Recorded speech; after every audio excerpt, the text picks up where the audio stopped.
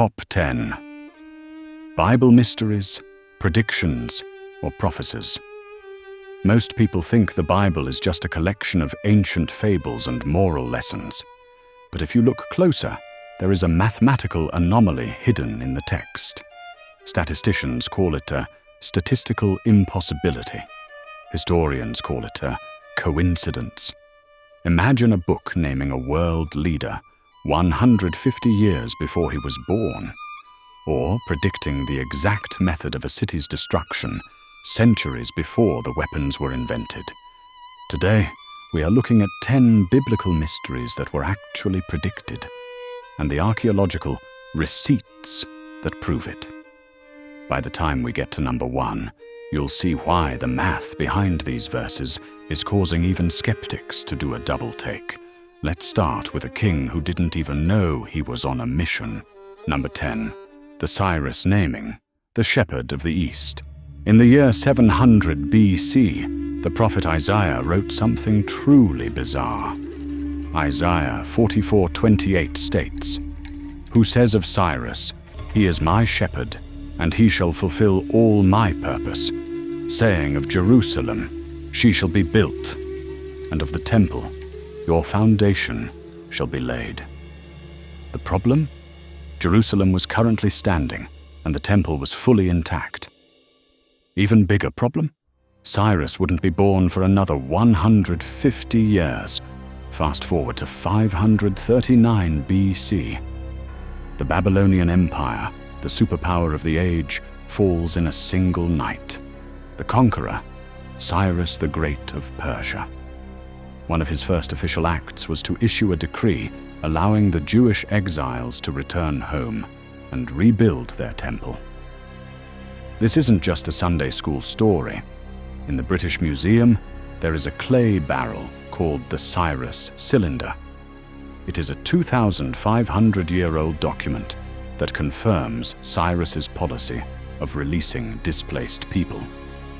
How did a prophet living in 700 BC know the specific name of a Persian king? The odds of guessing a specific name 150 years out are virtually zero. But as we move to the next mystery, the predictions shift from names to the very ground under our feet. Number 9. The Scraped Rock of Tyre. Tyre was the Manhattan of the ancient world. It was a wealthy Phoenician port city with an island fortress considered impregnable.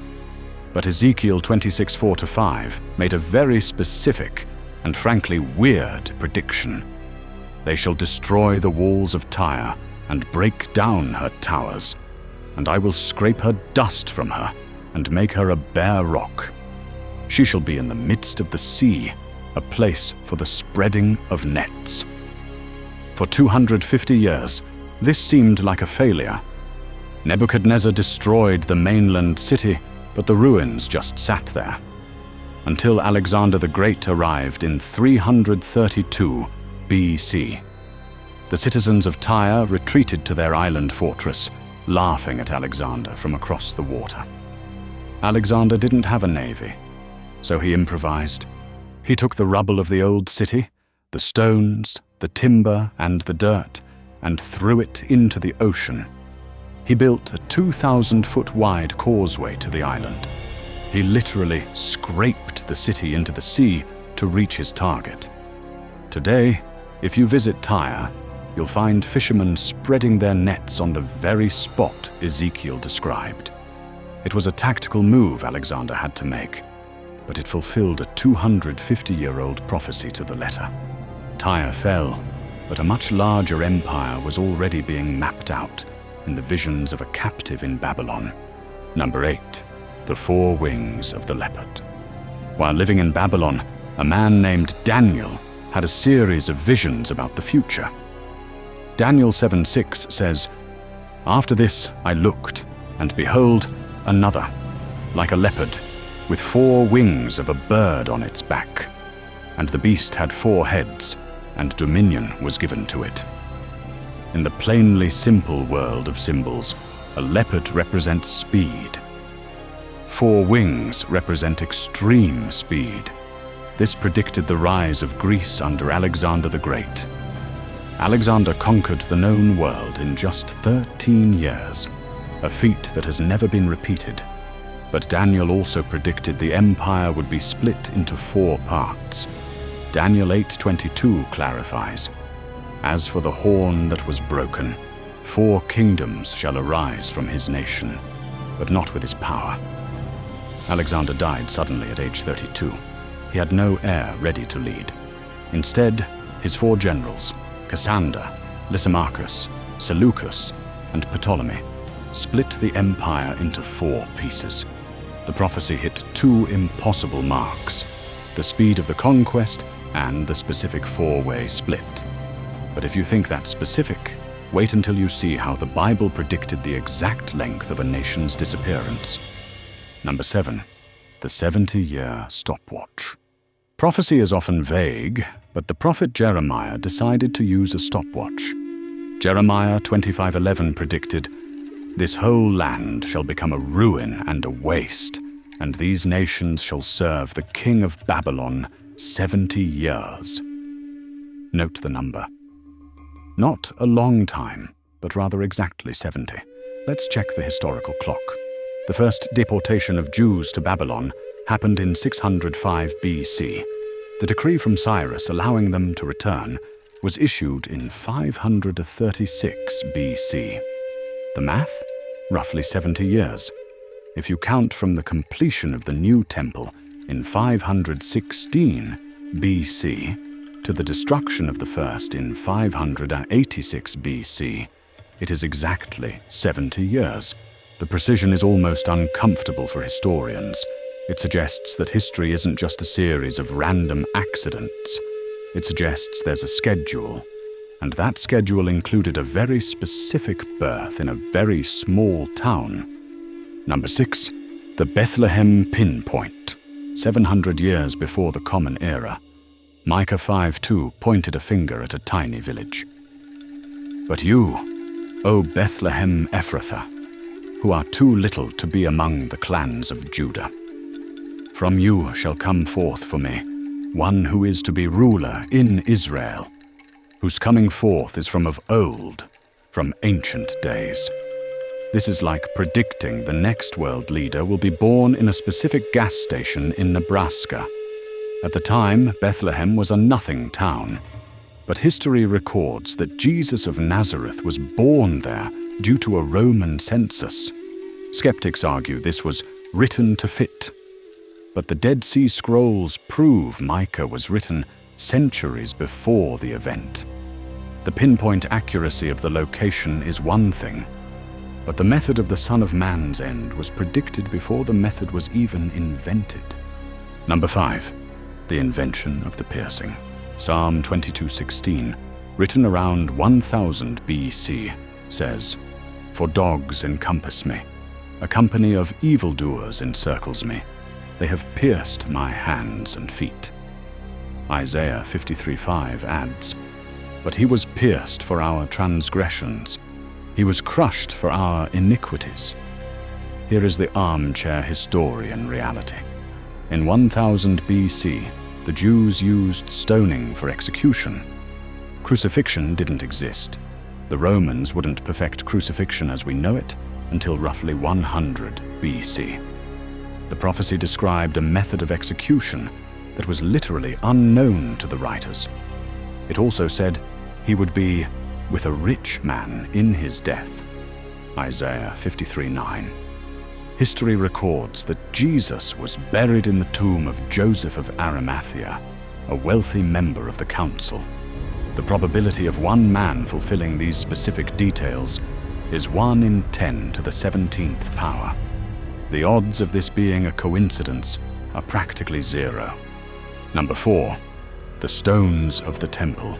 In 33 AD, Jesus stood on the Mount of Olives looking at the second temple. In Matthew 24:2, he said, "You see all these, do you not? Truly I say to you, there will not be left here one stone upon another that will not be thrown down." To his disciples this sounded insane. The temple was solid rock. But in 70 AD, the Roman soldiers set the temple on fire. The gold leafing on the ceilings melted and ran down into the cracks between the stones. The soldiers were so greedy for the gold that they used pry bars to flip over every single stone. They literally dismantled the temple stone by stone to get the gold. Today, if you visit the Western Wall, you can see those massive stones lying on the Roman street exactly where they were tossed. The mystery was solved by human greed. But the most shocking prediction wasn't about the temple's end. It was about a nation's rebirth. Number 3, the rebirth in a day.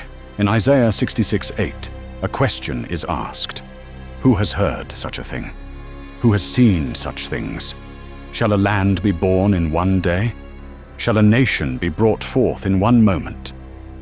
Ezekiel 37:12 adds, Behold, I will open your graves and raise you from your graves, O my people, and I will bring you into the land of Israel. Statistically, when a people group is removed from their land for more than 2 generations, they disappear. The Jews were out of their land for nearly 1,900 years. On May 14th, 1948, the British Mandate ended. In a single afternoon, the State of Israel was proclaimed. A nation was, quite literally, born in a day. It is a historical anomaly that defies every rule of sociology. Number 2, the siege famine. In Deuteronomy 28:49-53, Moses warned that a nation from the end of the earth would come like an eagle. He said they would besiege the cities until you shall eat the fruit of your womb, the flesh of your sons and daughters. Fast forward to the Roman siege of Jerusalem in 70 AD. The symbol of the Roman legion? The eagle. The historian Josephus records that the famine was so horrific that mothers did exactly what Moses warned about 1,500 years earlier. The precision of the eagle symbol and the specific desperation of the siege is haunting. It's a mystery why someone would write such a specific curse unless they were told it was coming. Number 1, the light to the Gentiles, Jesus. Our number 1 mystery is perhaps the most obvious one. Isaiah 49:6 says, I will also give you for a light to the Gentiles, that you may be my salvation to the ends of the earth. Think about the simple context here. This was written by a small tribe in a desert 2,700 years ago. They were surrounded by massive empires with their powerful gods like Ra and Zeus. How could Isaiah possibly know that the message of this tiny tribe would become the most widespread belief system in history? Today, 2.4 billion people claim to follow the God of Israel through Jesus. The gods of Egypt and Rome are in museums. But the light to the Gentiles is in every country on earth. The probability of a small desert religion becoming a global phenomenon was nearly 0 in 700 BC. But today, it's a historical fact. All of the facts provided here are what Christians call prophecy. BibleDictionaryToday.com defines prophecy as a divine communication from God to humanity, conveying His will, guidance, and often a call to repentance. These are just a sampling of prophecies mentioned in the Bible. In fact, some Christian apologists believe the Bible has 2,000 prophecies that have been fulfilled, with 500 still to come. I hope you enjoyed these biblical insights and encourage you to read the Bible. Please subscribe and like the channel. Come back for more myths, facts, and stories of faith on the gospel evidence.